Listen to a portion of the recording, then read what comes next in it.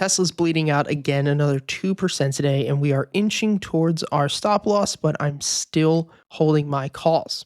In this video, we're going to go over why. I'm going to break down my game plan for Tesla, and if it cracks $330, what is the worst case scenario heading into 2025? Looking at the right side of your screen, you're going to see a weekly chart for Tesla. We have been within a bull trend basically since June because we've been trading over the market bias, which is this green tape-like indicator.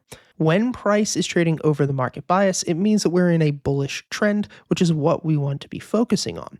But what we want to do is instead wait for price to pull back into that market bias band so that we're trading at a discounted range. And that's exactly what's been happening for the past week and a half. The left side of your screen is going to show you what the 1 hour time frame was also doing. You're going to see that as we are pulling into that market bias, back on Wednesday the 12th was the very first time that we saw some sort of buying pressure on the BX trender. The BX trender flipped from dark red to light red, and this was our first indication of a potential bottom. This is why we started our call options position with only 20% of the total size. The reason for this is that even though we are seeing short-term buying pressure, it is still too early to confirm that this support level on the weekly is going to hold. Instead, what we wanted to see was that bounce on the hour, but then to see the daily actually flip, which did happen, but continue to break out to take out $380. And I thought that maybe we would see some rejection or some resistance around $380, not as early as we recently have. Now today, the daily closed with a red BX, and that is not a good sign. And we have to remain objective here. You have to understand, I don't care about being right. I care about how much am I risking in order to find out if I'm going to be right this time and what is my potential reward. And so when we started entering this position, we were looking at an upside worst case of 25% back up to equal highs and worst case downside 7%.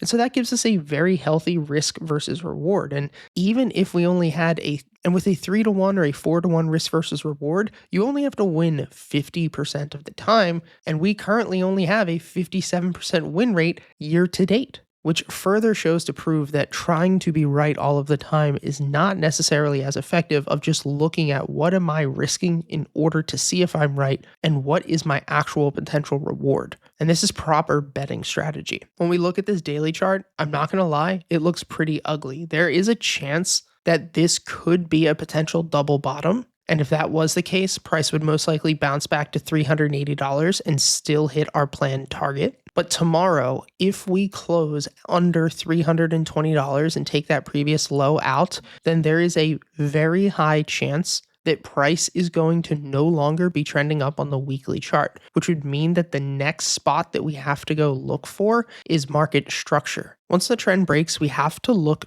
for structure. The way we do this is we take the Fibonacci retracement from our most recent swing low at $217 up to most recent swing high at $440. The main level that we are watching for is the 0.786 to the 0.826. Now, if you want to learn how to draw these Fibonacci lines and also get access to all the indicators and the strategy that we're talking about here, go check out our free course library. The link will be in the description, and I highly recommend to start with the Smart Money Mastery course as well as the Elite Traders Playbook. And I know for some of you, the idea of a pullback of another 20% to $270 seems impossible or outright ridiculous. But if this level were to break and we zoom out to the monthly, you will see that we would close with lower highs and would almost guarantee the fact of a pullback to at least $260 to test this bigger time frame market bias. That is where whales will step in if they don't step in right now. We'll see how this plays out, but I still think that this is a trade that has very good risk versus reward, especially at this point.